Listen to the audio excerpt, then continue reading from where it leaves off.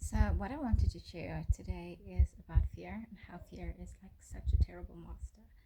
We go through so many things in our lives that are driven by fear, that we won't have enough to eat, that we won't make it through the months, that we'll get sick, we'll die from sickness, or we'll lose our loved ones.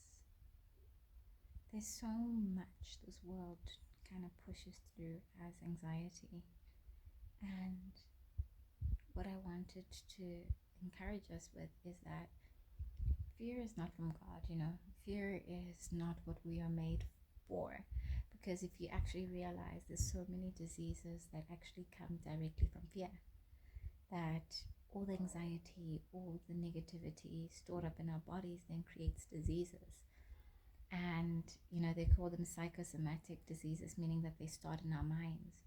And it's such an interesting thing to think about the power of what we're thinking, the power of how we're feeling, and how that translates into what we are experiencing. So, my thing is remember that fear is a terrible master. You may not know how to do it, you may not know what the outcome is, but it's better than being scared of what tomorrow holds.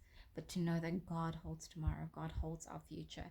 And you may not believe in God, but I have no other answer than to tell you that Jesus holds the future, that Jesus created the world, and through him, he holds the whole world together.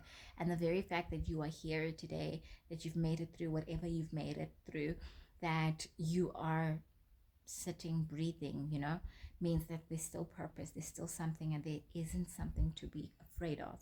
Because whatever you're afraid of is in the future.